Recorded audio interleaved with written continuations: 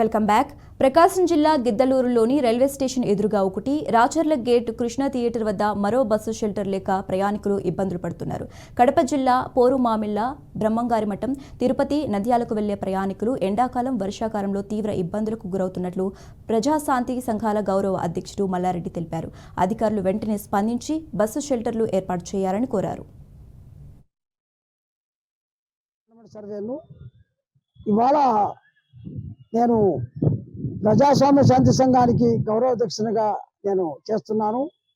మరి చాలా సంవత్సరాల నుంచి కూడా ప్రజలకు కావలసినటువంటి సేవలు అనేకము పోరాటం చేస్తున్నాను, నేను ముందుండి నడుపుతున్నాను.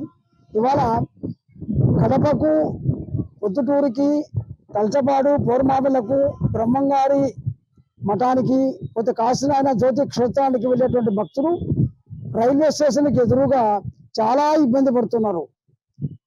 కాబట్టి అక్కడ ఒక బస్ షెల్టర్ అనేటువంటిది తప్పనిసరిగా స్టేషన్కి ఎదురుగా మున్సిపాలిటీ వాళ్ళు, మరి ఎమ్మెల్యే గారు దీన్ని చొరవ తీసుకొని అమలు చేయాలని చెప్పేసి ప్రార్థిస్తున్నాము. నెక్స్ట్ ఇక్కడ రాచల్ల, పోతే ఖమ్మము, ఆకవీడు, మరి పుల్లల చెరువు, రంగస్వామికి పోయేటువంటి భక్తులకు ఈ కృష్ణా దగ్గర రాచల్ల రూట్లో తప్పనిసరిగా ఒక బస్ షెల్టర్ ఏర్పాటు చేయాలని చెప్పేసి విజ్ఞప్తి చేస్తున్నాం.